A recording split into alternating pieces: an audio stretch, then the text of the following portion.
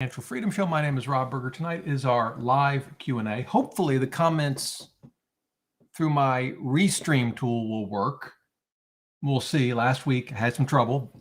Had to go over to do it the old-fashioned way, YouTube. We'll see. They'll start pouring in a second if they're working. If not, I'll have to switch over to YouTube again. Well, I see my first comment. David, welcome. Good. I take it the smiley face. I guess that means you can see and hear me. I guess I'm just going to make that assumption.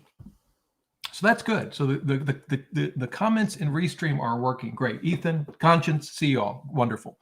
So tonight I want to start with a question that I got from a viewer, and I think it's one that might be on our minds whether we're in retirement or not. This individual, I believe, either was in retirement or getting ready to retire. But it's perfect for what's going on in the market right now. So we're going to cover that, and then we'll get to your questions. I see all the thumbs up. Thank you. So if you have questions, just leave them in the chat. I will get to them very quickly. Here, let me show you the issue, though. The viewer, and I don't have the email in front of me. I don't remember his name. But here's the issue. Let's imagine, we'll just for simplicity's sake assume the portfolio of S&P 500 and bonds, U.S. bonds. How are we doing so far this year? Well, let's see here. Here's VU. We'll just use VU as an example. Performance year to date. This is, let's see. We're down 10%. You can see that right there. This is as of a couple of days ago. So we're down 10%. All right.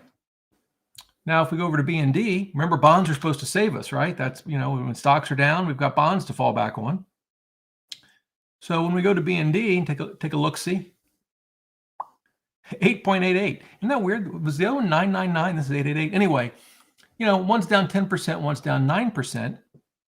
So it's as if, our diversification isn't really helping us this year, at least not so far. But here was the question. I've talked in the past that I'm not really a huge fan of the bucket strategy. It's not that you can't make it work. It's just, it's convoluted. You've got to have these decision rules. And rebalancing just sort of does the trick, because if stocks are down and you rebalance, you're actually buying more stocks.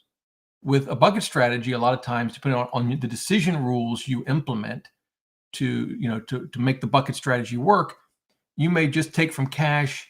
You might not sell stocks, so that's good, but you're not buying them in a down market. And that's bad, actually. So, but the problem now is, and this is what the viewer emailed me about, he says, well, okay, Rob, you're so smart. He didn't actually say that. He probably didn't even think that. That part I made up. What happens when they're both down? Like this year. Let's say we end the year and they're both down 10%.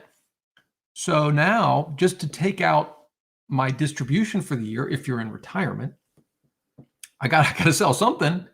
And, I'm not using the bucket strategy, so I don't have a couple of years of cash. So aren't I forced to do the very thing that, one, the bucket strategy is designed to keep you from doing, and two, the very thing that the rebalancing approach that you like so much, while it may help you do, avoid selling stocks in down market a lot of the time, if they're both down, particularly both down the same amount, then what? And it's a great question. And I think the answer is, yeah, if you're in retirement and let's say all your asset classes are down 10% or close, to one another, they're both down 5% or whatever it turns out to be, yeah, you'll have to sell investments that have gone down in price to fund your next year's living expenses. You will. Now, there is some silver lining here, though, I think. The first is, this doesn't happen very often. We'll see if it happens this year. We're only in, what is it, April? Almost May, I guess. So, I could certainly see them both being down this year. That wouldn't surprise me, given what we've seen already.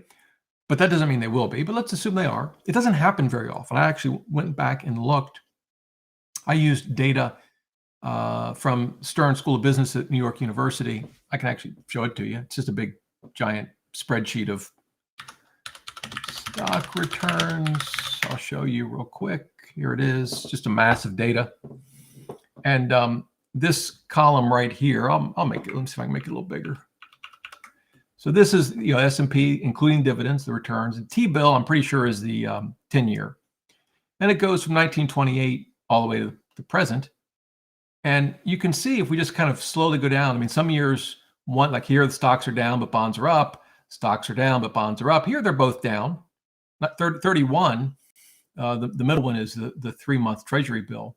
Although this wouldn't be a problem for rebalancers, because I guess technically, if you rebalanced this year, not technically, if you did, you would be selling some bonds, right? Because you'd have to sell them to buy S&P 500 since it was down 44%. And I guess, yeah, you are selling an asset that's down a few points, but I don't know, personally, that wouldn't give me any heartburn. But as we kind of scroll through these years, and let's try to find a year when they're both down. Okay, here we go, 1941. But again, they weren't down the same amount. So you've got that same issue. I'd be very comfortable rebalancing in that scenario, but still, they're both down. All right, fair enough. Let's see here. I think I counted like 4 of them. It's easier to start with the Treasury bonds that are, oh, here we go. So 69. This is close, 8% and 5%. All right, so the problem would definitely occur there. But the point is, as you can see, this problem that we may end up having this year, I guess we'll see, doesn't happen very often, but it does happen. Again, it can happen. I'm looking for more. There really aren't that many. I think a recent year, 2018, but again, bonds are basically flat. So, and not an issue. So really, in terms of stocks and bonds both being down, first of all, they've never been down the same amount or even real close. One year we saw what was -8, -5. I think that was the closest. So truth be told, that may have been from a rebalancer's perspective. If you're in retirement, and you got to take money out. See, if you don't have to take money out, you're just throwing the money, into your 401k. Who cares about any of this, right? You're just still accumulating. It's when you start to retire and you start taking money out, things get a little more complicated. It's really maybe only remotely happened once. What was that? 1941, I think. Was that the year? No, 69. It was 69. Yeah, 69. So it's a theoretical problem. Maybe it will end up being a reality this year. We'll see. But as you can see, it's not. I certainly wouldn't devise my overall investment rebalancing withdrawal strategy in retirement to cover what might happen once or twice every 100 years, at least if we look at history. But here's the other thing. If you're going to keep some cash out beyond what you need, say, to live for a year, because of this concern, now this is where we kind of get into the problems with the bucket strategy. First thing is we have to decide how much we're going to keep out. 1 year's worth of expenses, 2 years, 3 years. And then, so you got to figure that out. I mean, I guess we could just come up with an answer. We could say, well, we'll just do 1 year because, Rob, as you pointed out, this doesn't seem to happen very often. All right, fair enough. We just have to recognize there's a cost associated with that, right? And it does add up over time. Now, at the moment, since we're getting so little on cash and bonds are negative, we might not feel like the cost is that much to keep 1 year's worth of expenses in, say, a high yield savings account or something. And maybe right now it's not, but you think about a 30-year retirement, let's say, or even longer, yeah, it's going to add up. I would say if I were going to do that, I would include that 1 year's of expenses, even though it's in a savings account, as part of my overall bond allocation. I wouldn't have another separate, whatever, 20, 30, 40% of bonds on top of the 1 year. Because, that would just be my approach. So you can do that, but again, there's a cost. And while, we're looking at the market now and like, oh my goodness, they're both down 8, 9, 10%. What in the world's going on? That doesn't really, at least on a year by year-end basis, as you saw on the data, it doesn't really happen that often. So I'm not changing my approach. Now, that doesn't mean my approach is the best for you. I mean, you can make a bucket strategy work. It's tricky. I mean, you've got to have the right decision rules. In other words, okay, based on how the market does for the year, if stocks are up, I'll take from the stock bucket. If stocks are down and bonds are up, I'll take from the bond bucket. If they're both down, I'll take from the bond bucket. Why? Because I don't want to sell stocks in a down market. And if you're interested in that approach, And then let me just show you this, and then we'll get to your questions. This is an article. This is a couple years old, I think. I don't know what's up with his navigation bar here. Anyway, this is Michael Kitz's. And so if you just Google this, you'll find the article. And he basically said, look, rebalancing kind of solves our problems. We don't really need a total a bucket strategy approach. But if you wanted to make one work, he talks about it. He talks about decision rules, which here we go. Here were his decision rules that he sort of tested. So if you're interested in that, yeah, check that out. Hopefully it's useful to you. All right, now on to the important stuff. You guys, did you see the market today, by the way? I checked my phone 10 in the morning, and I think the market was down like 700%. I mean, close. That was like 2%, 3%. And then I don't check it the rest of the day, and it's up at the end of the day. I don't know what happened. Did the Fed say something? I don't know what happened. All right. Oh my goodness. So Ethan, this is a question I'm not going to be helpful with. So I will tell you the Kiddie tax. The Kiddie tax can be a real pain because it can hit you in ways that seem, in my view, profoundly unfair. And I say hit your kids, in ways that seem profoundly unfair. But I've never dealt with it with UTMA or UGMA accounts, so I don't know what what was that? I don't know what the implications for that would be, and particularly since it involves taxes, I don't want to try to guess. All right, that was an easy one. I don't know the answer. Oh, we're flying along. Who's this guy? Hey, VJ. Are you still living in Michigan, or is it just, you've probably moved to Ohio, you're embarrassed to admit it, but you've left Michigan in your name. I get it. All right. I actually made a crack about Michigan in a Forbes article I wrote this week, because one of the banks, I started writing for, I've always been able to write for Forbes. I've been a Forbes contributor, but, for, I don't know, a decade. But I don't always write for Forbes. Like I can write as little or as much as I want. And so I started writing again this week. And one of the articles I wrote, you would see all these if you subscribe to my newsletter, link below the video. This was one of the articles I wrote. I love Forbes. I worked there as an employee, as you know, founding editor of a section of Forbes, but their ads, they drive me crazy. Look at this. What really?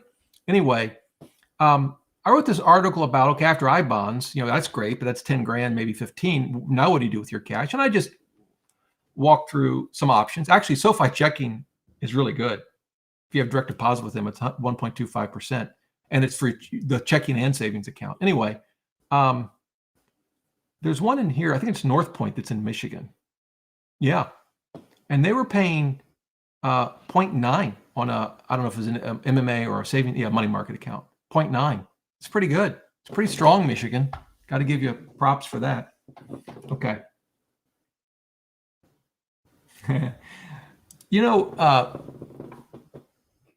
That's really not a silly question. Let's go to Bitcoin. No, that doesn't go to Bitcoin. Bitcoin is down. I guess it goes to cash. All right. Hey, Marty from Long Island. Yeah, so this question Hamilton, this question comes up every month or so. And I so far I've always given the same answer, which may not always be true for all the questions. Maybe sometimes I give a different answer. So for those that don't know let's start with a covered call. So a covered call, imagine you own 100 shares of Apple and you want to sell a covered call. It's an option. So one contract covers 100 shares. And basically all you're doing is selling to someone else the right for that individual, the buyer of the option, to buy your 100 shares of Apple. And you say, okay, we're going to agree on a price ahead of time. This is what you can buy them for. And we're going to agree on a time period. I'm going to leave this option. You'll have this option. You don't have to make up your mind right now. You've got 2 days, a week, a month, a year. You've got some period of time. And anytime during that period, you want to buy my 100 shares for whatever price, we agree on, you can. And then if you don't and the contract expires, then you can't buy them anymore. The option's over. And I get a fee for that. And the fee I'm going to get, it's all set by the market, but the amount of money I'll get as a covered call seller will depend on, well, what underlying security we're talking about. And in particular, among other things, it's price, it's volatility. How long I'm going to leave this option, with a time period. Like the longer you get to decide, the more it's going to cost you, right? But then also the price we agree on, the price that if you decide to buy them, you'll have to pay. They call it the strike price. And that strike price can be below, at, or above the current price. But the lower that price gets, the more I'm going to charge you for the option, right? So anyway, there are ETFs that basically, the ones I've seen sell covered calls on an index like the S&P 500. And because they're getting all of these premiums, right? Each time they sell a covered call, you get the premium whether the buyer exercises the option or not. They have very high yields, income. Let's see, a covered call ETF. Let me pull one up. What do we got? Global. Okay, here we go. XYLD. I think we may have looked at this one in the past. XYLD. I'll pull this up on the screen.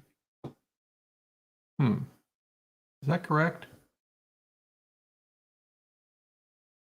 There it is. I'm getting the wrong thing on Morningstar. Here we go. That was weird. So here it is. This is a S&P 500 covered call ETF. And you can see the 12-month yield, 9.45%. So at this point, you're like, Rob, I'm done. Forget rebalancing. Who needs to worry about a bucket strategy? I'm just all in, 100%. I mean, can't you live on 9.45%?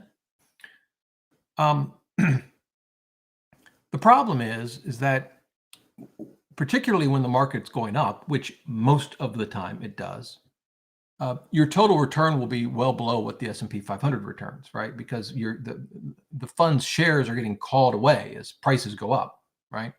Now, in a bad market, like now, I guess, I don't know that I would say our market is bad, but we're down 10%, not exactly, the kind of thing most people want to see. I'm assuming this is positive for the year, or at least not as bad. I don't actually know though. So let's take a look. See.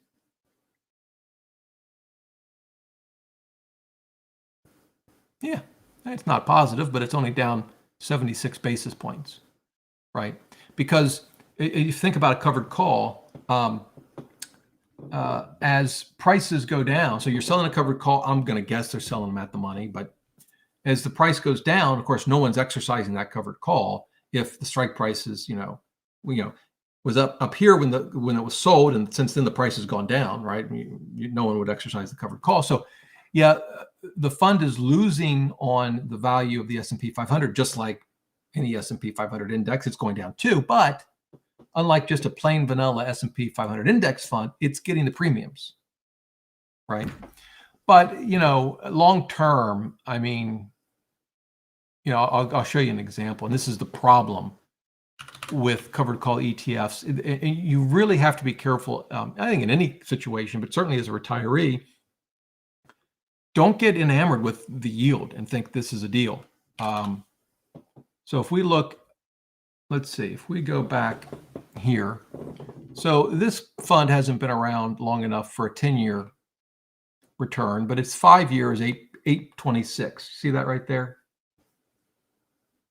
So if we go to, this is just the Vanguard S&P 500, 826. What's Vanguards for 5 years?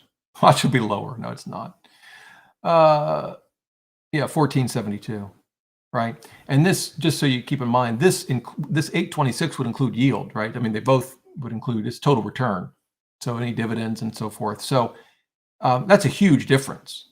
So again, covered, you could, I suppose, could a covered call ETF be maybe a little way to almost like as an insurance policy? I suppose maybe, but I prefer to protect myself in other ways because of the poor return. Again, when things are going down, it's better, as we saw this for this year, but most of the time that doesn't happen. So I'm not, Hamilton, I'm just not a fan of covered call ETFs or covered calls at all, on individual stocks. I think most people, they lose money and they're less well off, and they don't even realize it. Actually, they think they're making money. Josh, I have read that. It's The Intelligent Investor, great book. One thing, I tell you the things I'm going to do, even though it could take me years to do them. I've got a plan. So I have a site, robberger.com. There's some content on it, but it's limited. I have big plans for that site. And one of the things I want to do is start doing book reviews / summaries of all the investing, money books I've read. And I'm actually kind of focused on that right now. And certainly The Intelligent Investor will be one of the books. I read it years ago. Here it is. It's, first of all, I think it's probably it's for folks that want to invest in individual stocks, I think, not like an index fund investor. And it is a bit dated. I think the principles are still good. He talks about, buying stocks with certain valuations that just seem, if you waited for those kind of valuations, you'd be waiting forever. And I don't even mean that in the context of recent, last decade, but really more like last 30 years or something. But it's a classic, no question about it. And it's one of Warren Buffett's favorites that he recommends, and it's a great book.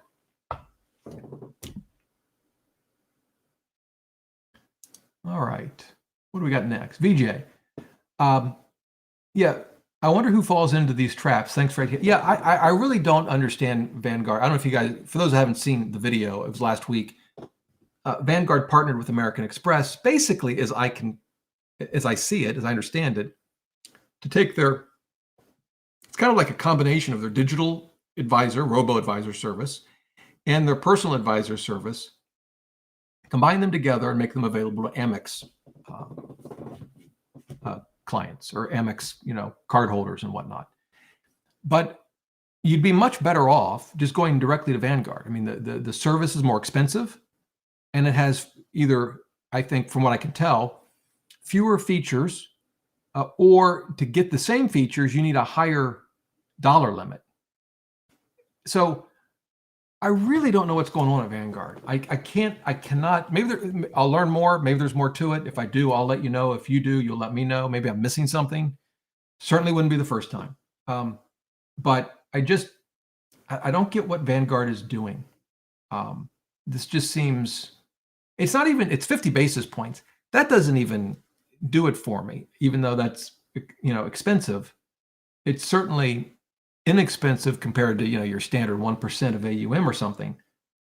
But to offer something that is, from what I can tell, demonstrably worse than just going directly, if I'm an Amex credit card holder, I'm just going to go to Vanguard if I want these kinds of services. Why would I mean, what Amex disclosed is, of the 50 basis point fee, they're going to get up to 25% of it. I mean, 25, let me try that again, 50% of it, 25 basis points.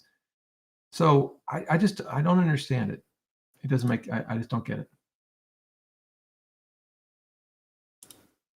Well, Canyon Overlook, the question is BND cheap?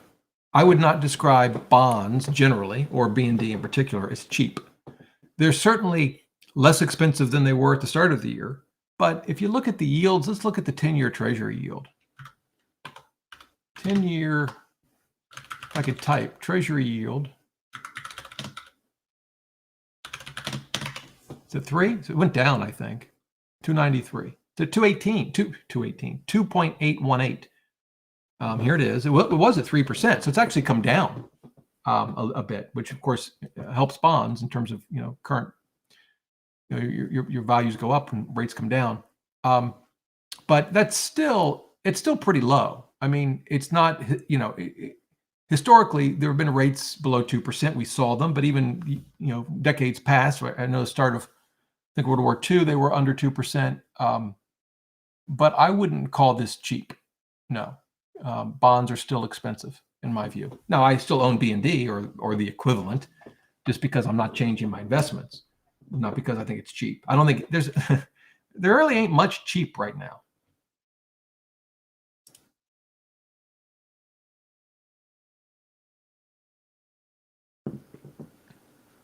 So, Aaron, this is I hear this a lot. I will say that I don't hear it when stocks are getting crushed and bonds are not, which is often the case. But yeah, I hear that a lot.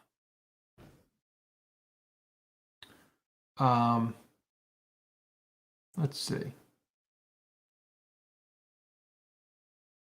What else do we got? This is an interesting thing. Conscience says maybe put money into real estate.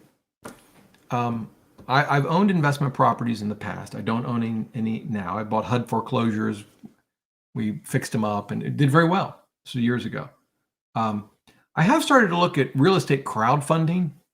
I'm particularly interested in farmland. Acre Trader is one of the companies. I've met the folks behind Acre Trader, but I haven't pulled the trigger for a lot of reasons. I'm not in a hurry. There's tax issues to think through. I don't really think as a practical matter you can do a 1031 exchange with the money, which you could if you owned property outright. Of course, owning property outright has its own share of headaches and liability and so forth. So anyway, what else we got? Congratulations. You just started your 3-fund portfolio this year. Nice. All right, let's see. Taylor asks, with mortgage rates on the rise, at what interest rate should someone consider paying down their mortgage as part of their monthly investing? Well, that's a tricky question. And the first question is, if you're not going to pay down your mortgage, what are you going to do with the money? And of course, as mortgage rates go up generally when other interest rates go up. Now they tend to sit, but in your case, I'm assuming you have a fixed rate mortgage. So even though rates are going up, unless you have an adjustable, which I hope you don't, because this would not have been a time to get an adjustable. I'm looking at my hair. I think I needed to put a brush through it. Anyway, but if you have a fixed rate mortgage, then one would argue that as interest rates generally go up, you don't want to pay off your mortgage because interest rates could get to the point where you could just stick your money in a bank account. So you got a 3% mortgage plus you're getting maybe a tax deduction, and we get to a point where we're not there yet, but you're getting 5% on a savings account. That's not unheard of, at least historically. You'd probably say, well, I'm never going to pay it off. Just keep the money in a savings account. So, yeah. Now, if you have an adjustable rate mortgage, really the first thing I would be looking at is refinancing to a fixed rate if I had an adjustable rate mortgage. All right.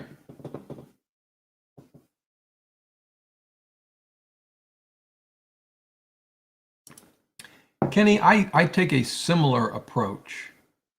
And this is really what's called opportunistic rebalancing. Kenny says, I only rebalance when my 70-30 allocation strays 10% in either direction.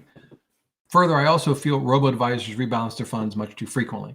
And that's been one of the criticisms of robo-advisors. I've not done a deep dive to see exactly how frequently they do rebalance. And I'm sure, I don't know, but I would assume it's not the same for all of them. In fact, actually, I don't think Vanguard does rebalance as frequently as you might think. I seem to think I read in Digital Advisor, maybe quarterly even. I think I read that, but it could just be old age. But yeah, I call it opportunistic rebalancing. I did a video on it. It's one approach is a bit more involved than just strays 10%, but I like that idea in concept. Particularly, by the way, if you're dealing with taxes in a taxable account. Because I hate triggering taxes just to rebalance.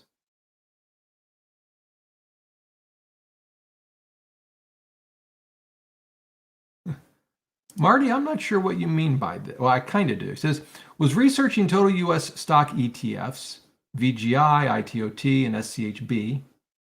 Although SCHB, I thought was a bond fund. In any event, all look good, yet they track different underlying indexes. Do I need an index for all the indexes? Well, the index for all of the indexes is just VTI, right? Just a total U.S. stock market, which I think is what ITOT is, although I could be wrong. I don't own ITOT. Yeah.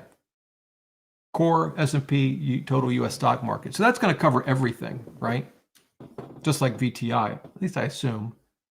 If it's got about 3,500 companies in it, then that's what it is. Yeah, 3,600 right there. VGI. So you can see this is like multi-sector income. So that's kind of different, right?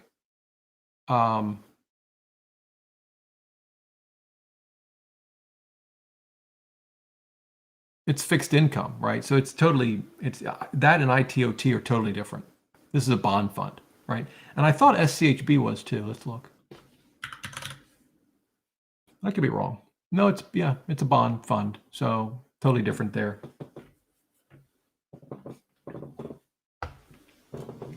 All right. Oh, I love these questions. If you were 30, all right, hang on. Here it is from Ethan. If you were 30 and just reached the stage where you needed to start using taxable accounts, what would you buy in this account?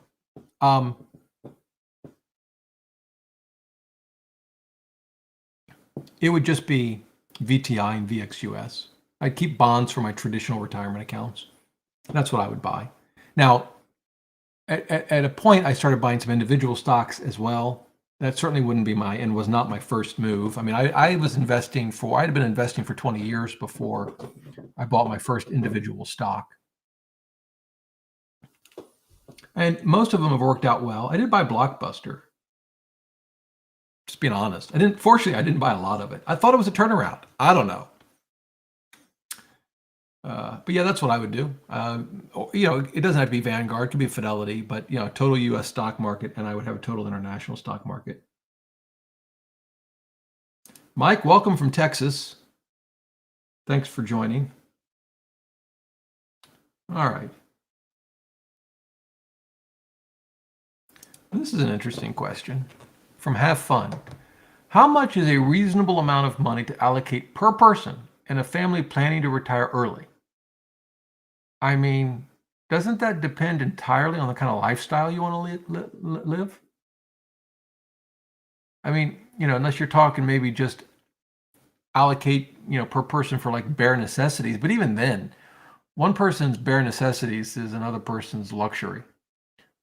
So the other interesting thing about your question is I've never thought about retirement or early retirement on a per person basis.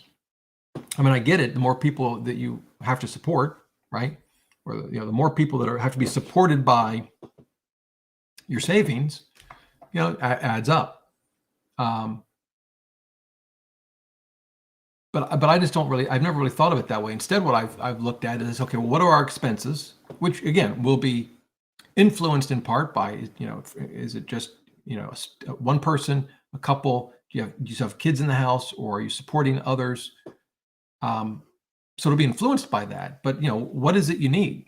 And then, as a general, very, very general rule of thumb, multiply whatever that is on a before tax basis. So like, let's say you need 50 grand. So after taxes, it's, that's after tax. So you need, let's say, I'm just going to make up a number, 75 grand before taxes times, again, that's assuming you don't have all your money in Roths. But so whether it's before or after tax could vary from person to person, family to family, times, I'll say 25 at the low end, which would be the 4% rule, and 33 at the high end for me, which would be more like a 3% rule.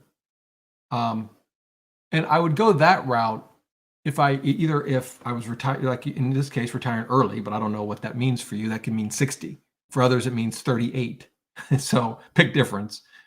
But also, if I just want the comfort of not calling it close.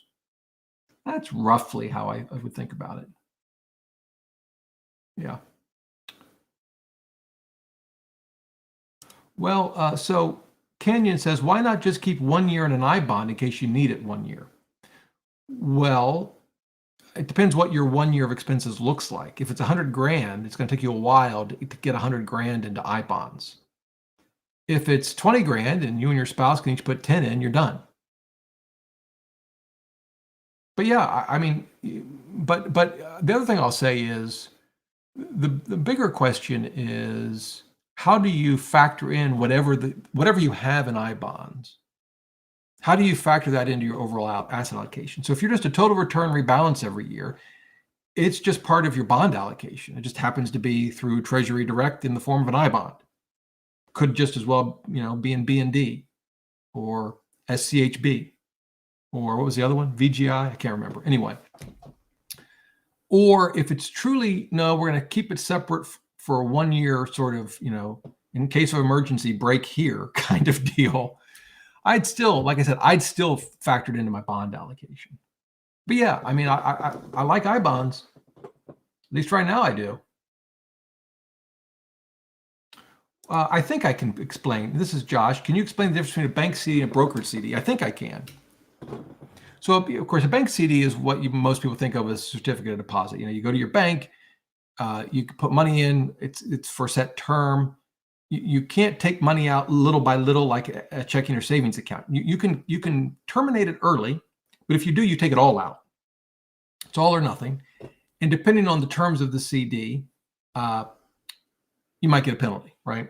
They have no penalty CDs. Penalties vary based on the term of the CD, but and they're typically, assuming the bank is a member FDIC, they're FDIC insured. Broker CDs can be bought and sold. And I've never owned a brokered CD. I'll show you a resource that I was looking at on this not that long ago. Fidelity. Certificates of deposit. And here they have brokered CDs, which are CDs issued by banks for customers of brokerage firms. The CDs are usually issued in large denominations, and the brokerage firm divides them into smaller denominations for resale to its customers. By the way, I don't think that's the only way, I don't think, to buy a brokered CD. But in any event, maybe that, like I said, I've never bought one. And here you go.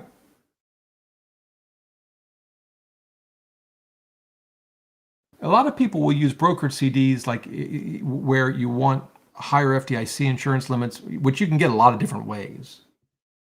But it can be easier sometimes through a broker.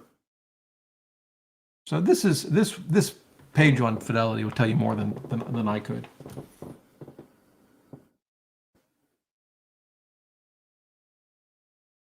All right.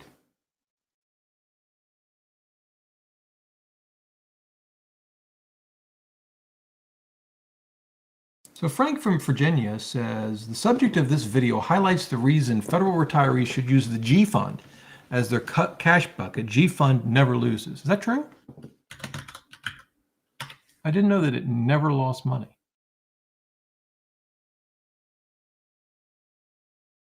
Year to date, 44 bips. I like it. Oh, I guess I should show you what I'm looking at, huh? Sometimes I forget you guys are there. Here it is.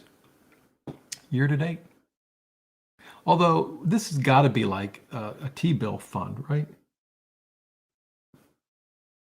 Yeah, it's short-term treasury. So actually, short-term treasuries came close to losing 1 year. T-bills, this is the T-bill column. And I thought, no, yeah, well, they had some real close calls. Here it was 3 basis points in 2014, 6 basis points last year, 9 the year before. I don't know exactly what the G Fund. It still, in theory, could lose money, but it looks like maybe it never has. So yeah, there you go. All right, Frank, appreciate it. Lost Cause says, Twitter became a Musk have. I see what you did there. I wonder if I can do a poll. Do you want Elon Musk to buy Twitter or not? I haven't figured out how to do polls through Restream. I'll have to work on that. One of my options for that question would be, I don't care. Well, okay. Have fun. Have fun is seriously looking at having some fun. They're going to retire early. On the healthcare front, well, obviously you could just buy healthcare, right? I mean, whether it's through the marketplace or not. What a lot of early retirees, I shouldn't say a lot, but some do, is because their income goes down, they just buy it on the marketplace and they get credits and don't, they tend to get healthcare pretty inexpensively. So that's certainly one option. I think a lot of what I'll say early retirees have businesses on the side. They do some consulting work. I have a business. I kind of view it as a side business. And so we get health insurance through our business. So, I have a friend who's an insurance broker. He gave me a mind-numbing number of options that I tried to understand, and he was great at helping me. Parts of it are fairly easy to understand, but when you're shopping for health insurance, particularly if you have doctors you want to keep, now you're going through this effort of figuring out, are they covered or not? One of the interesting things that we concluded was that the doctor you see once a year isn't really the one you need to worry about. Like if I had to pay for my physical because the doctor I really wanted to go to was not covered, all right. But if you're getting, if you got a bum knee or, a bum shoulder like I do, and I haven't been here lately, but you go to physical therapy twice a week, that adds up. That's what you want covered. And I kind of view health insurance primarily as from a catastrophic perspective, but we have, your basic coverage. I mean, it's pretty standard policy. But yeah, we bought it through the business, but if we didn't have that, we would just buy it. I don't know if we'd necessarily buy it on the marketplace. We might, it depends, but yeah, we just go and buy it.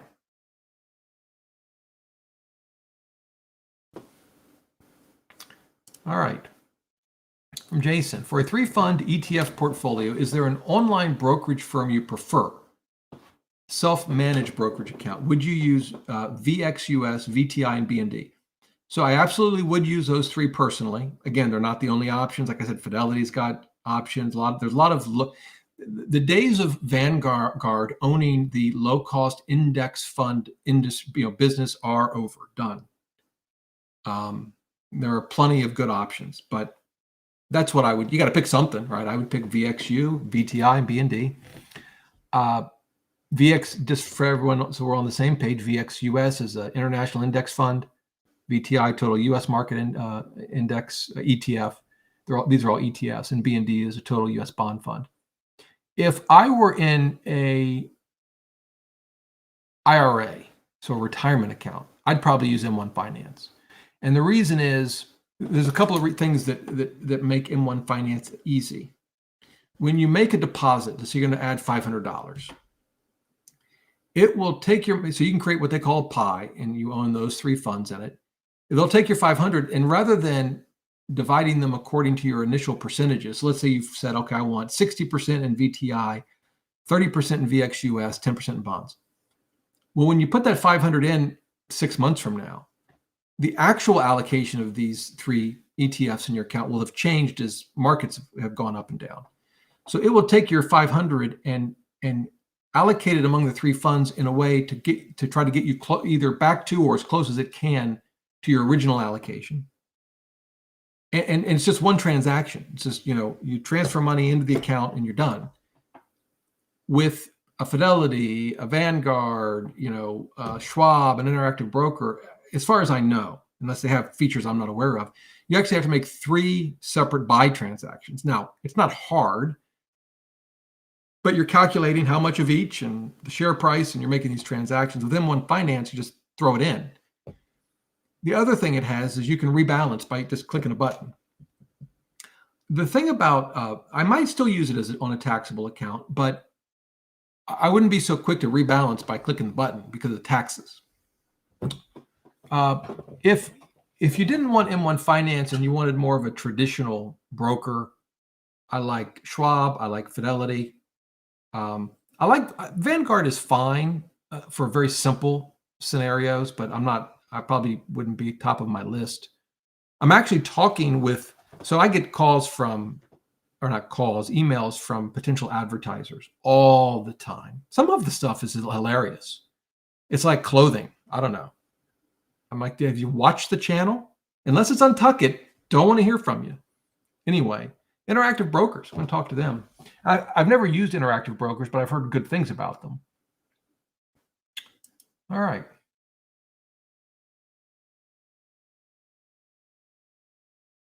What do we got?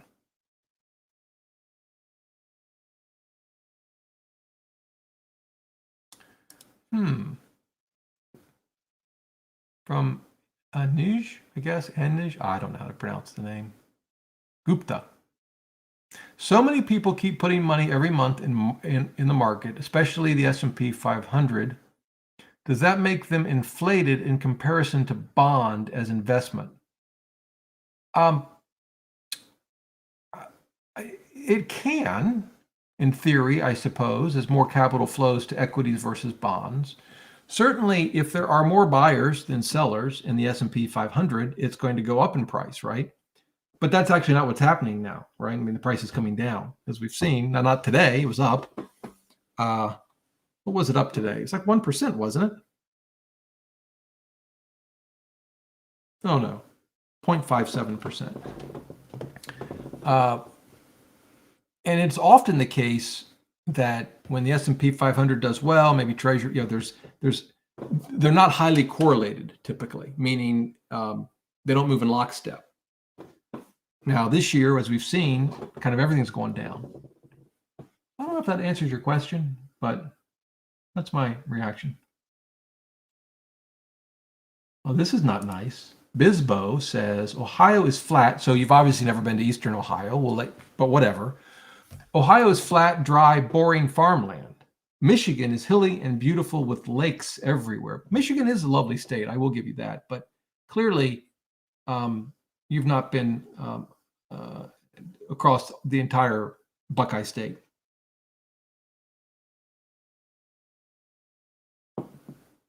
We also have a great football team. You guys can't say the same thing. Yeah, you won last year, but whatever. Ethan, does buying the dip apply to bonds? I'm not really a buy the dip kind of investor for anything. Partly because I don't know when the dip occurs until after it's done. How do you know? Like, are we in a dip now? I don't know. Maybe we're still way up here and we've still got this, we're heading down. I don't know where the dip is. But yes, if you wanted to think about the dip, think about it that way. Yeah, bonds it would apply to bonds. I don't think people normally talk about it, buying the dip in the context of bonds that I've seen. But they're an asset like anything else, and they have a price. They go up and down. Esom wants to know, do you invest in crypto? The short answer is no. The more honest answer is I have a very, very small amount. We're talking a fraction of, I don't know, a tiny fraction of 1%. In Ethereum, Solano, Cardano, and Mana. But it was more out of, it was just wanted to learn about them. And I think sometimes buying something kind of focuses you in a way that just reading about it from time to time doesn't. I don't own Bitcoin. And I don't see crypto as a good long-term investment. And I know that sets some people off. It has nothing to do with technology or the future of blockchain. I think blockchain could end up being a significant part of our future, and crypto still be a poor investment. I generally don't invest in anything that doesn't do something. and at least with some commodities, think a bushel of corn, a barrel of oil, they have high utility. Most crypto right now has very little utility at all. Now, I know in theory, smart contracts with Ethereum and others, maybe down the road, that could change. Bitcoin really has no utility as a practical matter, right?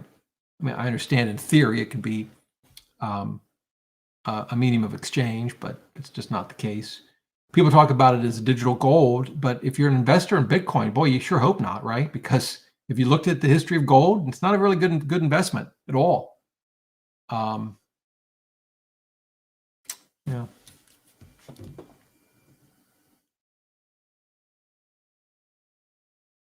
Well, so Paul says, if you have dry powder, which I think is code for cash sitting in the bank, or are willing to sell bonds at a small loss, buying stocks down 20 or 30% is not a bad deal. Well, certainly buying something for 20% less than what it cost a month ago is a better deal than what it was a month ago. Still doesn't make it a good deal, right? I mean, the S&P 500 is still overvalued by historic standards. Now, you look at the interest rate, you can say maybe it's fairly valued given the interest rates.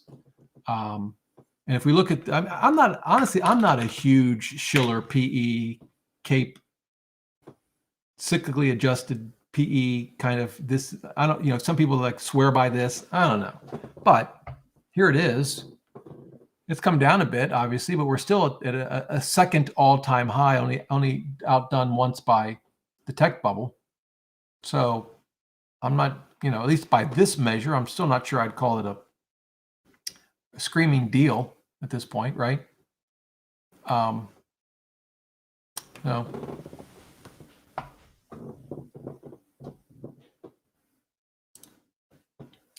TD55, what do you think of Elon Musk buying Twitter? Do you think it is good for free speech? Let's try to think of something non-controversial to say. I'm not a huge fan of Twitter's approach to policing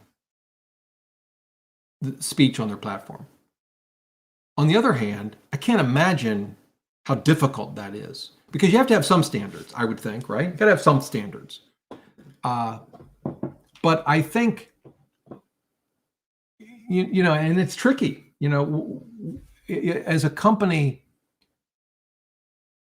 First of all, someone tweets something, someone important, right? If I tweet something, who cares? I got like a couple thousand followers, someone important, a politician, important meaning they have a large following. A politician, a business person like Elon Musk, a celebrity. And they say masks don't help fight the spread of COVID. Okay, now I know I've just stepped in it. This is a hypothetical. How as an organization do we deal with that? Is it false? How do we answer that? Who do we go to answer that? I'm not a doctor. I'm not an infectious disease expert. As I try to think through it, it seems to me like a mask would help limit the transmission of airborne illness. It would seem to me, but I was an English major. So what do I know? So then what experts do we go to?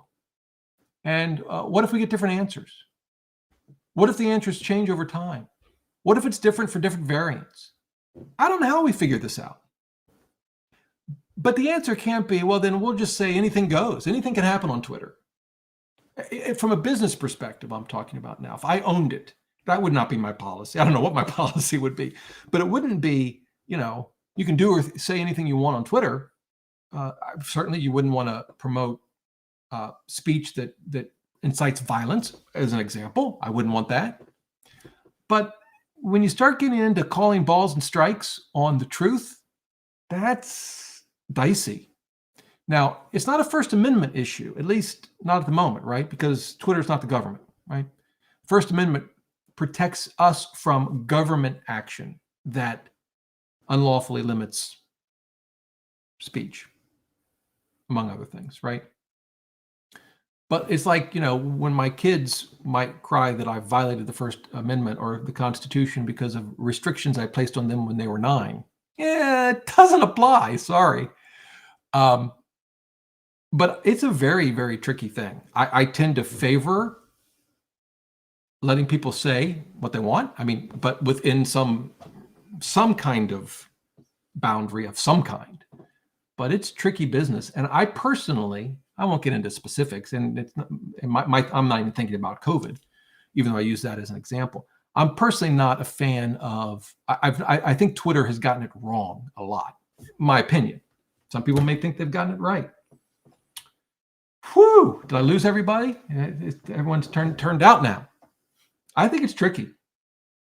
And, I'm an Elon Musk fan in the sense that, I mean, look what the guy has done. SpaceX, Tesla. I mean, it's just crazy. By all accounts, he's just incredibly brilliant. But, I wasn't, his exchange on Bill Gates, I don't know. Like if I owned Twitter and I were going to hire someone to run it, to be the CEO, and I don't know, I would be a little nervous turning the reins over to him. Of course, someone would say, well, look what he's done with his other companies and they've done well. So, Rob, what do you know? Yeah, fair enough. All right. I think I've exhausted what I can say about Elon Musk and Twitter. All right.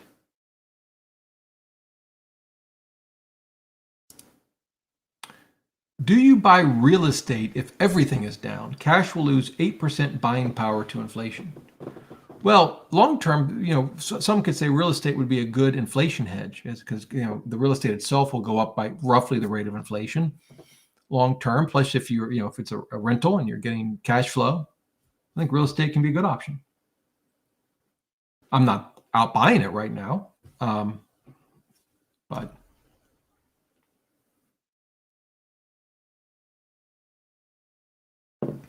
here we go. Here's your answer for your brokerage CD. Thank you. Said much better than I could. For those of you not watching but listening, Josh says, this is a message to Josh, who asked about brokered CDs. Bank CDs are bought from a bank and held to maturity, right? Or you could cash it in early, but penalty. Brokered CDs are bought from a brokerage and can be sold before maturity on the secondary market. Yeah. Brokerages offer a wide selection. So true. All right.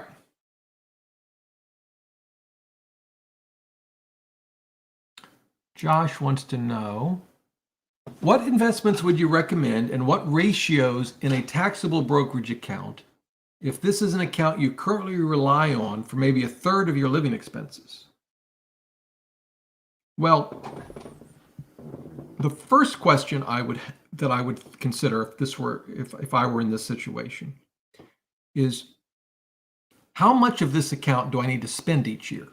That's question one. I mean, it covers a third of my living expenses. That's fine.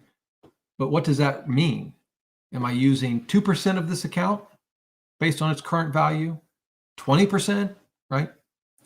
If I'm using much more than 4 or 5%, then I'm going to be worried that I'm going to run out of money before I'm dead. So that's the first thing. If I'm using 2%, then I'm not worried. Even 3%, I'm not worried at all about running out of money, personally. And then what I'd put in it would in part depend on all of my other investments in 401ks and IRAs and whatever, real estate, do I own a business, countless other questions. For me, though, the likely investments would be a total U.S. stock market fund, a total international market fund. I sound like a broken record. It's like, how many different ways can I say 3-fund portfolio? In my case, I do have small cap in my taxable account as well. I have international, total U.S. and small cap. Again, the ratios, though, that would depend on I would do my asset allocation across all of my accounts. So that would really depend a lot on everything else.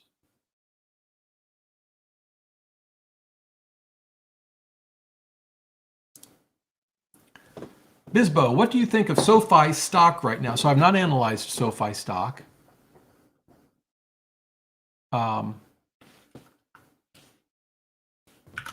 Let's look it up. I assume it's SOFI. I guess. I don't know. Maybe it's, what's the ticker for SoFi? I guess it's SoFi. How can it not be SoFi? Is this it right here? Ordinary shares. That's interesting. I guess this is it.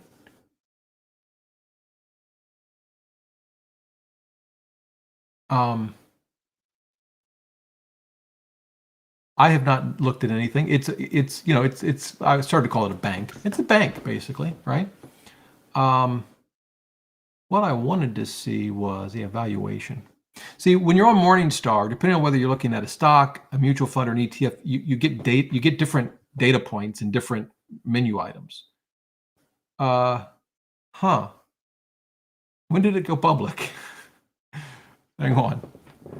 When did SoFi go public? I think I've looked at this actually. I think someone asked me this a while back. Yeah, it just went public last year. So it had to file an S1, right? So is it filed a 10K? Let's see.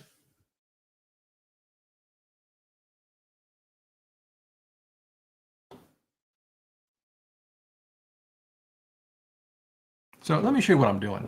So I just Googled SoFi 10K. It takes me to an investor portal for SoFi and their SEC filings. So you have different types of forms that you have to file with the SEC. An 8K is called a current report. There are certain things that happen at companies that are so deemed by the SEC to be so important that you need to let investors know now. You can't wait until your next 10Q, which is a quarterly report, or your next 10K, an annual report. So I don't know what those were. By the way, though, you could open one of these up and it could be of no use at all. I mean, it could be of no great significance to an investor. In any event, we're going to go to annual filings. So they did file a 10K, which is their annual report. Let's see here. I guess we'll look at a PDF. Here it is. And these follow a basic format. The sections are always the same, and they're required. Like there'll be a section on mining. Item 4, mine safety disclosures. You're like, wait a minute, Rob. Does SoFi own? They operate mines? No. If we go to it, it says not applicable. You can see. I don't know how well you can see that. Anyway, this thing is 230 pages long. Let me see here. So, I would have to read this, not every word. I'd skip through it as a starting point. But one thing I'd like to look at, we'll look at it together here for just a minute. So financial statements are in item 8, although sometimes they drop them down. But anyway, we'll go to item 8. And normally you have, here we go. You'll get your auditor's report. Who does the auditing? Report of independent registered public accounting firm. See, this is my world now. This is the PCAOB, right? Well, this is not the PCAOB. This is an audit conducted, at least it had better have been, in accordance with PCAOB auditing standards. So all of this is standard. There's an auditing standard on what the audit report needs to look like and it must say. In any event, Deloitte & Touche is the auditor. Very good. I just wanted to see, so this is their balance sheet. It's interesting their cash got cut in half. Could be reasons for it. There probably are.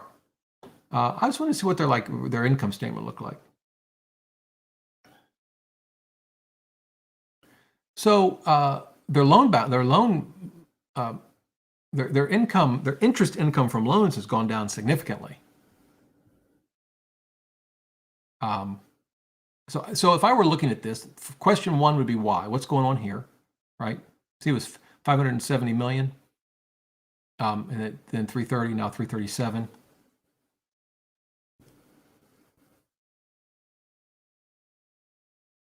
So they got smaller. I don't know why. Maybe they're not holding as many loans on their books. I don't know. Because their non-interest, their loan origination and sales have gone up. So maybe they just sold some loans off their balance sheet. And now I kind of realize this is fascinating, but I'm not really helping you. So I'll stop.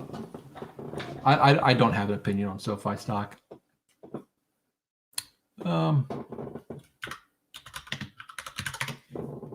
I would need to do a bunch of work to have an opinion, and I probably won't.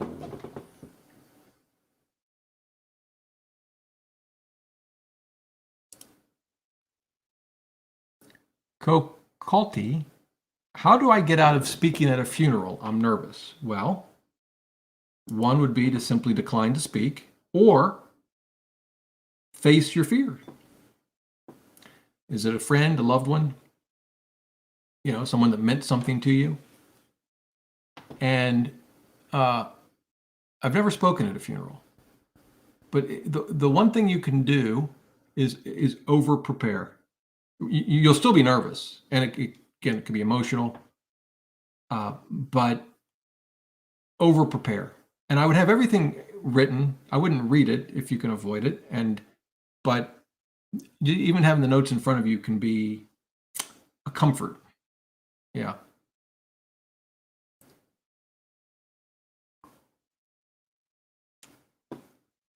I have spoken in front of,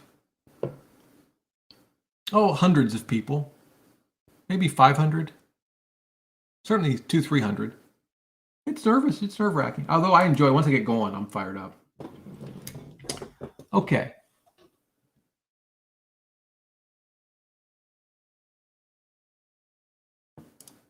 Rob, what percentage would you recommend allocating to crypto? My recommendation would be 0%.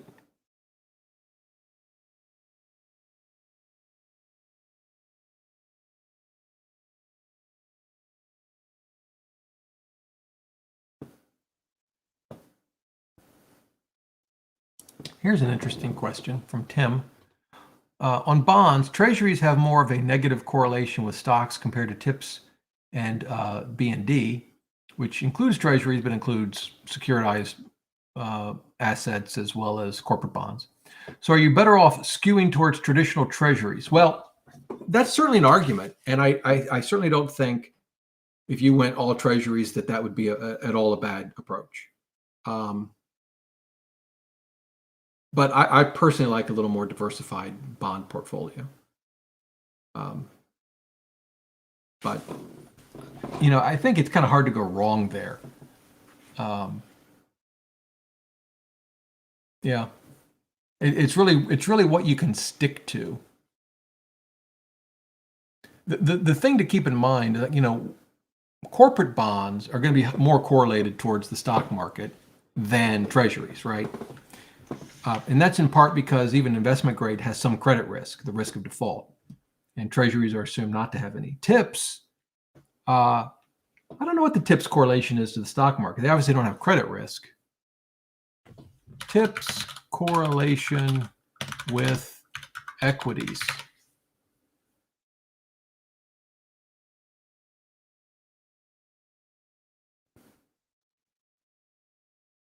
This is interesting. I don't know if it's accurate.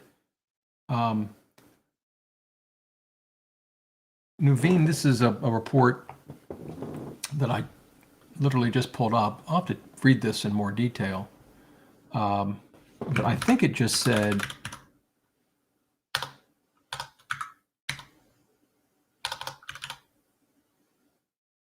let's see here.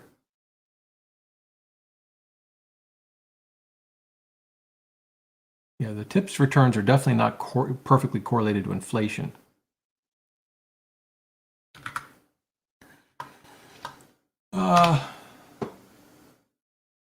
Here we go. That's interesting. Relative to TIPS overall, those that have a shorter duration, 1 to 10 years, can offer a stronger correlation to inflation while offering similar return potential and lower volatility. This might be worth reading if you're interested in this, Tim. I'm going to spend more time offline reading it. Here's what to Google. fixed income perspective, treasury inflation protected securities.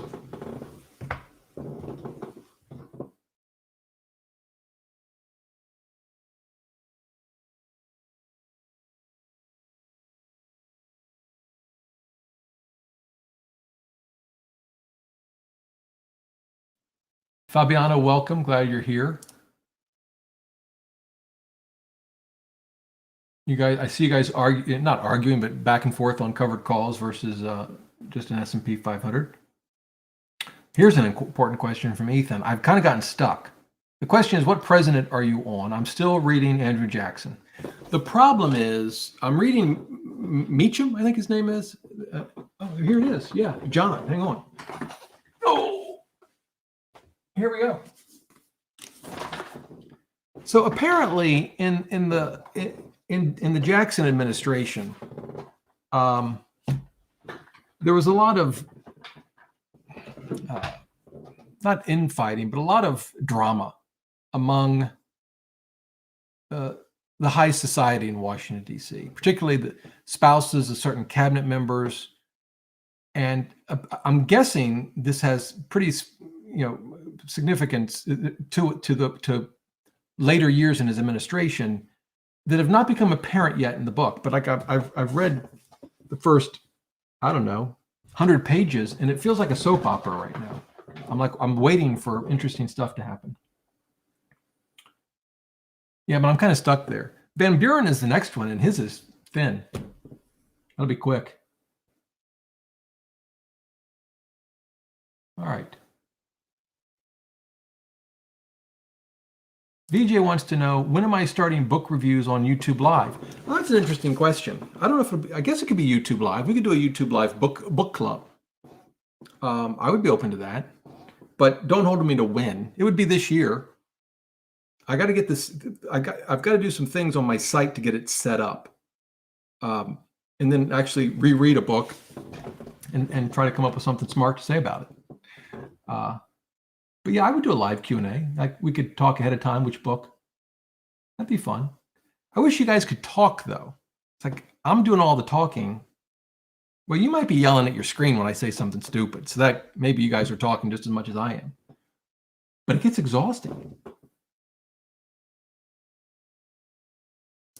Here's a good question. Do you believe the 3-fund portfolio would beat Dave Ramsey's expensive, front-loaded, actively managed 12% funds? Well, so he basically uses American funds, as far as I can tell. And if you pick the right ones, historically, they've done incredibly well. And so my guess is, but if you lined up the same asset allocation, American funds probably beat the 3-fund portfolio, would be my guess, even with A shares. Here's the interesting thing. So with A shares, you're paying 5.75% fee off the top. So every $100 you invest, you lose $5.75 to fees right away. And then their expense ratios are, 60, 70 basis points, something like that. And but here's the thing, that I would probably choose that over a fiduciary fee only advisor that wants to charge me 1% or more every year of my total balance. That's going to actually cost me more. Now, fortunately, those aren't our only two options. It's like, stuffed peppers or sauerkraut.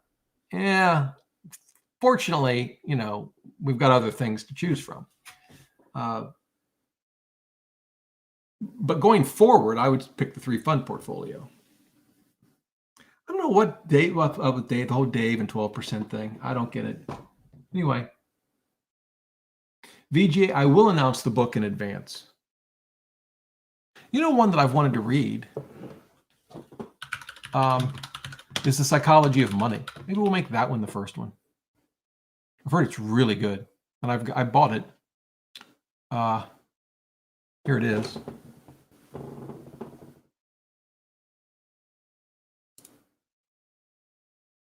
So, but I can't like tell you right now when it's going to happen. Soon, hopefully, like in the next month or two, maybe.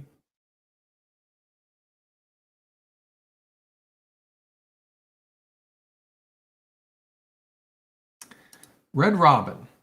Should I go all in with VWO? It's down a decent amount this year. Well, let's look at VWO.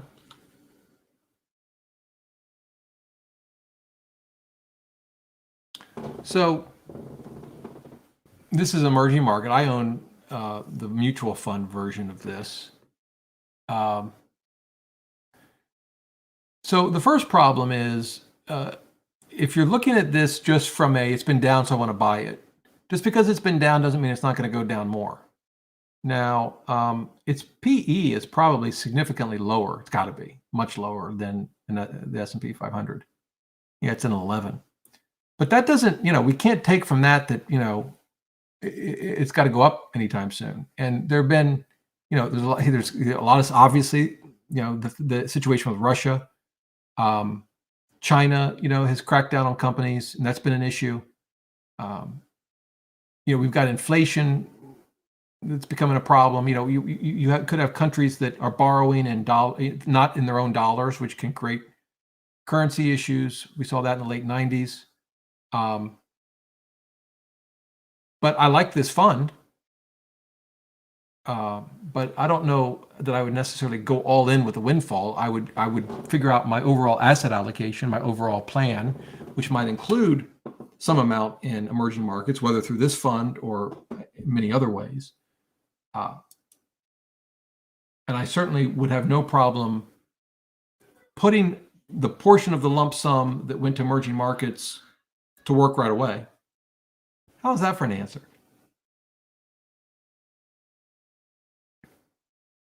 Wait, someone doesn't agree with me? What? How did that happen? I don't agree with Rob about covered calls on individual stocks. I use this OTM call on the money. Over at the money, over the money. Call on some of my stocks, time frame 6 to 12 months, and get 1 to 5% additional profit. It really is without any hassle. So here's the question I would ask for you. Whoops, hang on. I just messed up my screen. I don't think it affects you guys, but it affects me. There we go.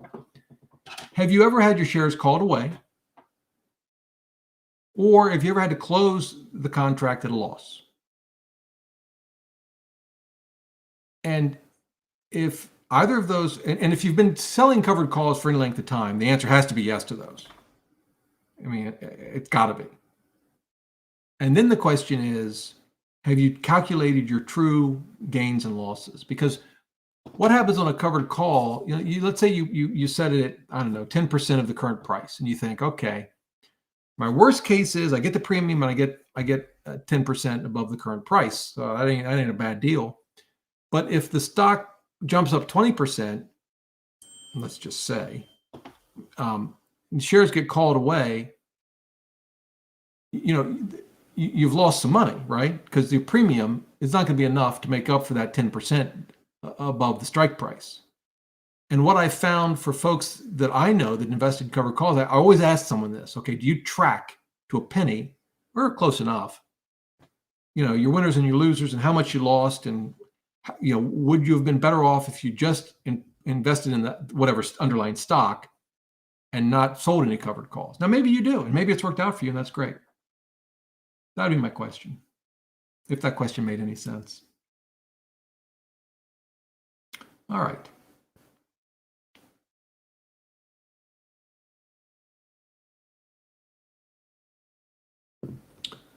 Fabiano, would you consider doing a video explaining what investments, retirement accounts, etc., that are taxable at the end of the year? I think I can do that quickly.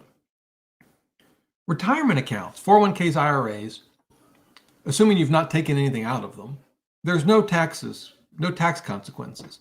In some cases, there might be some tax forms that get filed, maybe.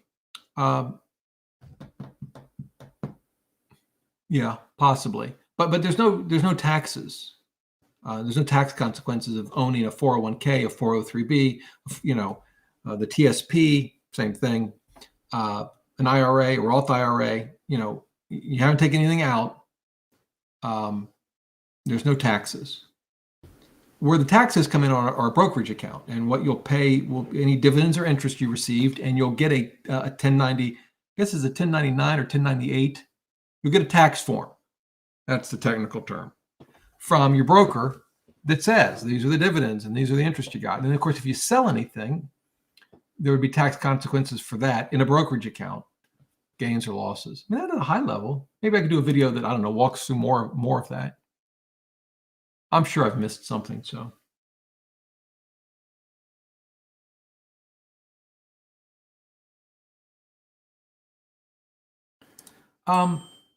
so Jason, per my prior question, would Vanguard's recent actions sour your opinion on using them? Not their funds. As a broker, their recent actions wouldn't either. It's a question of service and technology. Those are the bigger issues for me. I can't help but wonder if there's something just going on there that the public doesn't know. I mean, think about the whole Amex deal. Vanguard, manages $8 trillion. And they're gonna, I think, make a deal with Amex that will, I think, could tarnish Vanguard's reputation as a low-cost, investor-first organization. And for what? What would be a home run? I don't know. $1 billion in assets? I don't know. It just, I can't figure out what they're doing there. But, what do I know? Maybe it's brilliant. All right.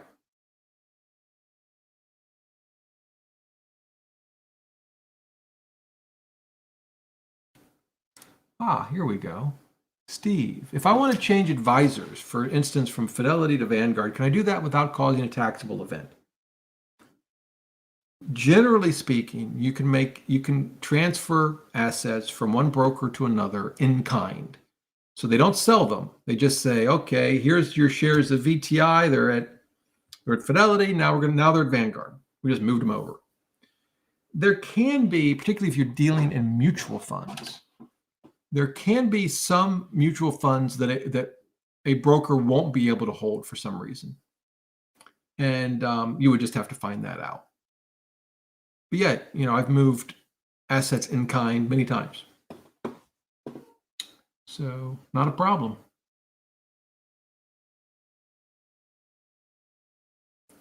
Let's see here. Conscience is wondering if I can see the questions that occurred before he started live. I don't think I can. Were there good ones? I don't know. Now I feel bad.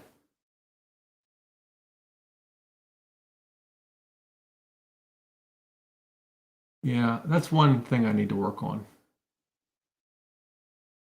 What? That is a lie. That is not true. I have not decided to move to Michigan or to disown the Buckeyes. All right.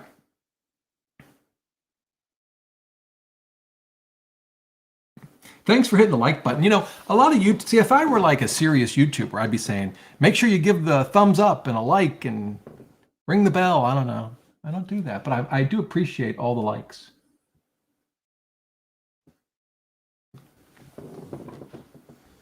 Okay, so I normally stray from politics or stay away from politics on this show. I came close with the COVID reference in Twitter. I don't know. But I just have to ask, what is this about? How do you believe the markets have been impacted by Biden shaking hands with a ghost? I have no idea what that means. I don't know what that means. Did I miss a news hour? A news cycle? Anyway, I have no clue.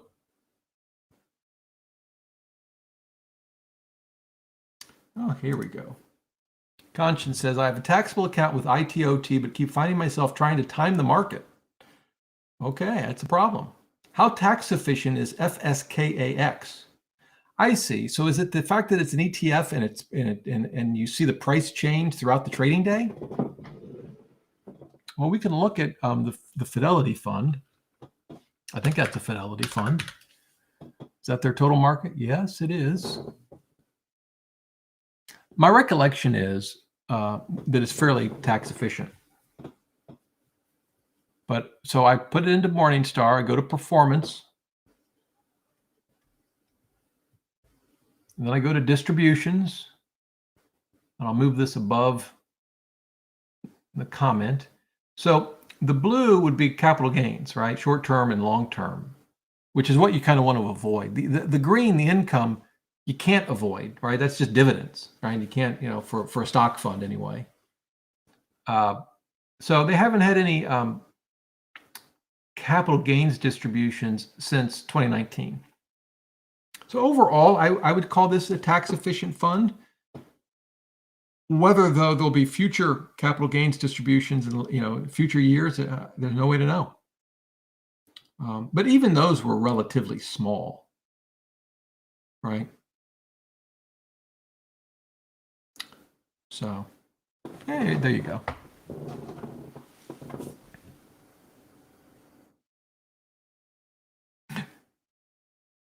Okay, RA.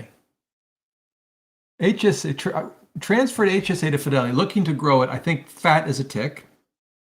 Would you recommend total stock market, large cap value, or small cap fund, or something else? I already have these in my retirement account. Well, all of those are good. From an HSA and Roth perspective, all these stock funds are good. I suppose in theory, someone could say, small cap or small cap value historically has done the best. Again, we don't know that the future is going to, history is going to repeat itself. But I think all of those are good for long term. If you're just going to keep it in there for years, decades.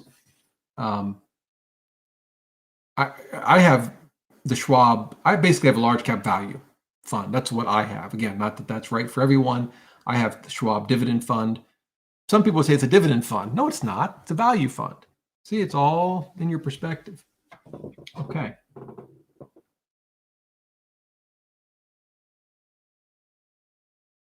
Well, Justin, you're right about this. Justin says, Vanguard Amex deal is all about marketing to an audience who never would have thought to open their own Vanguard account. I think that is the theory behind it. And I've read that with Vanguard's personal advisor service and digital advisor service, it's got a lot, like almost 300, I think I read almost 300 billion in assets under management. The problem, if you will, though, is most of those assets came from existing Vanguard accounts. So they didn't get they haven't gotten a lot of new money. At least that's what I've read. And so I assume they wouldn't do this Amex deal if they didn't think it would bring in new money, right? I mean, but still, it's like they've created a deal that's not as good for people, as far as I can tell, than just going directly to Vanguard. So I don't really get that. It's like it's almost like I have to be missing something, because people are going to find out. I mean, not that a million people watched my YouTube video, but I mean, other people have been writing about this. So I just don't get it. Maybe I'm missing something. So, by the way, I didn't write about it on Forbes, but I did the YouTube channel. So far, no one's brought anything to my attention and said, oh, no, Rob, you missed it. Here's the big benefit you get. Here's the big feature. You do get some Amex points, but they don't make up the difference in the increase in fees. So I don't know.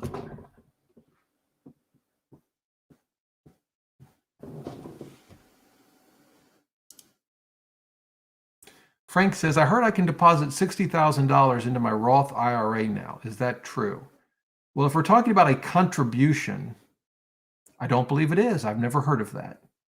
You can do a conversion from a traditional IRA, but Roth IRA contribution limits, by the way, I can't wait to see what they're going to be next year, right? With inflation raging at 8.5%. Are you kidding me? Maybe by next year, 60,000, maybe, probably not. Here you go. This is from Schwab, tax year 2022. $6,000 is the limit. Unless you're 50 or older, then you get an extra grand you can throw on the fire. And that's assuming, you don't run afoul of the income limitations.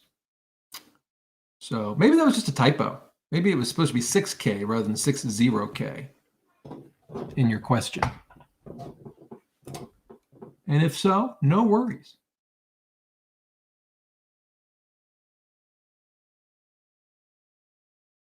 Well, here's an interesting question from Malay. I am thinking of selling my VIOV and taxable account and to buy AVUV. AVUV. Just wanted to confirm that it won't trigger wash sale rule. Well, I mean, they're different letters, so. Well, I'm not a tax professional, so I can't give you an opinion. What I can tell you is whether I would be worried if they triggered the wash sale rule. If I own VIOV and we're going to sell it and buy AVUV. So VIOV is a small cap 600 value ETF. Here it is.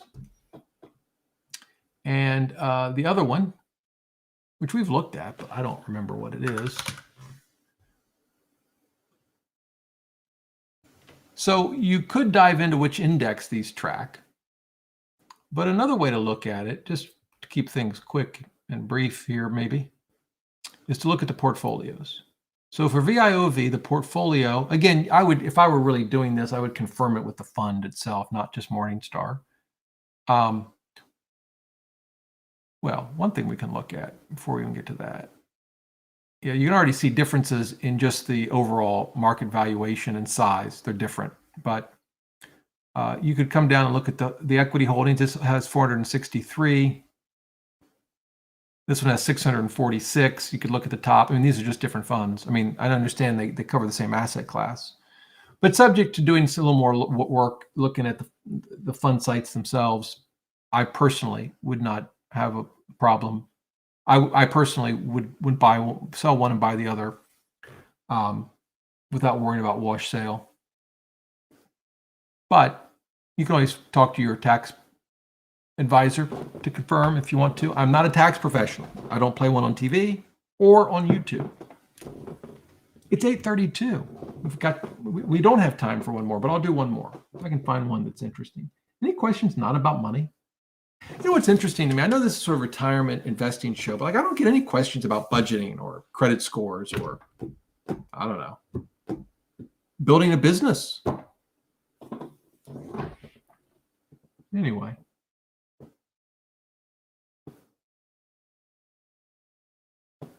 What else we got? I'm going to try to find an interesting question.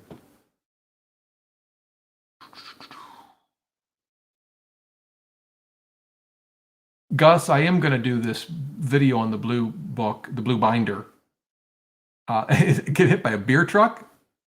That wouldn't be good. And I was actually working on it today. You can actually see it. That's my blue binder right back there next to my chess books. And that's a scorecard with the only hole in one I ever hit. 5-iron to 190 yards. Bounce, bounce, cup. I think I still shot 112. Whatever. Okay.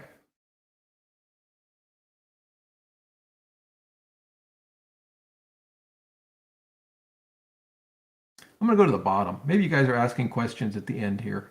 I'm going to go, man, there's a lot. I don't get through hardly any of this.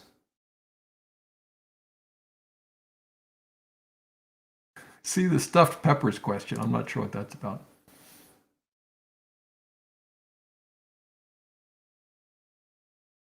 This is funny. I should have been working, but no, I'm watching Rob and still afraid to invest.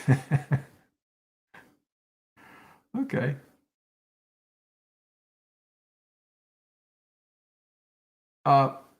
Or is he talking about the backdoor Roth? If that's referring to the 60K, I mean, keep in mind, a backdoor Roth is a conversion, right? There, to my knowledge, there are no limits on the amount you can convert. But as soon as you say that, there's some weird tax rule. I don't think so.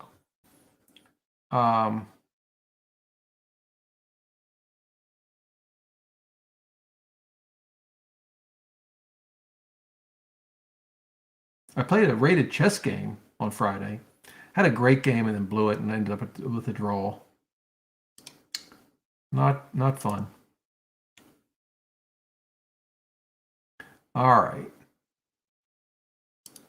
Last question of the night from Nicholas. By the way, I haven't bought my tickets.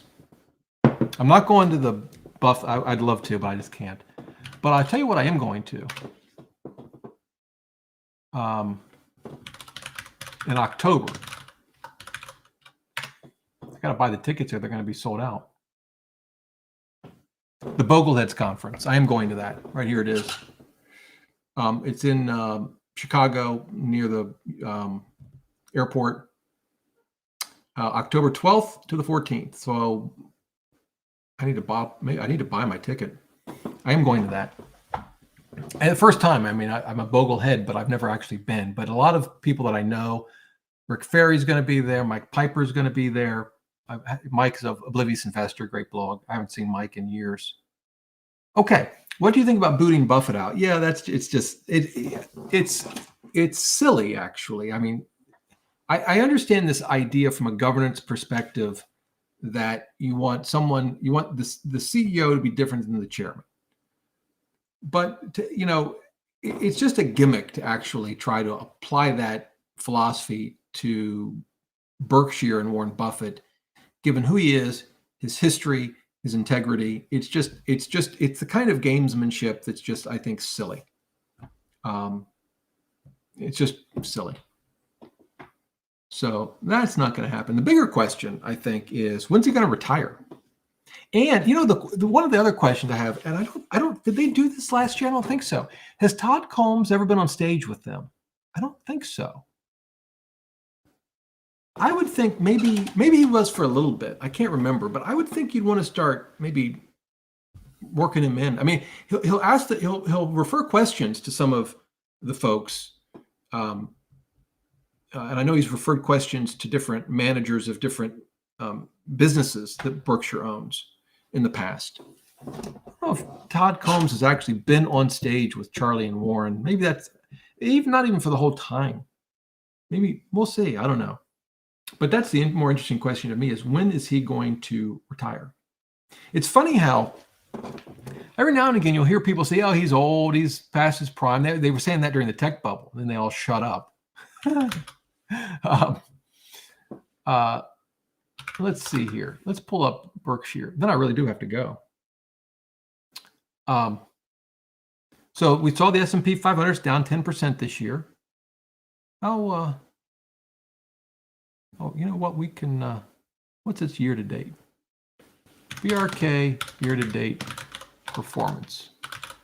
Now, remember, we have to factor in dividends, which are none, zero, zip.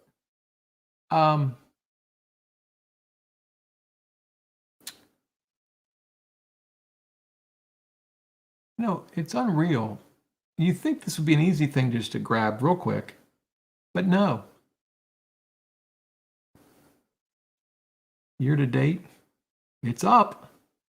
I don't see the percent.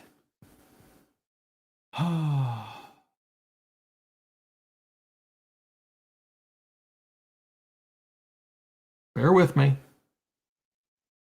I know it's beating the S&P 500. Here we go. 12.23%. Nice. This is the B shares, but we know that they're the same. Not the same, but returns, right? They're 1/1500th of an A share. Whoops, here we go. 12.23% as of the 22nd. So that doesn't count today. Wait a minute. It could be even higher. Yeah, Burke was up 41 basis points. Yeah, he's a has-been. Over the hill. What's he know?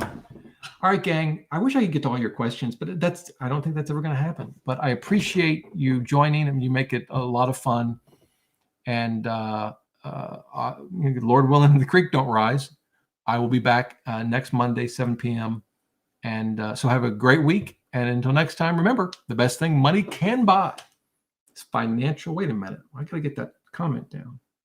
I can't go off air with. Wait, there we go. The best thing money can buy is financial freedom. That was smooth. That was really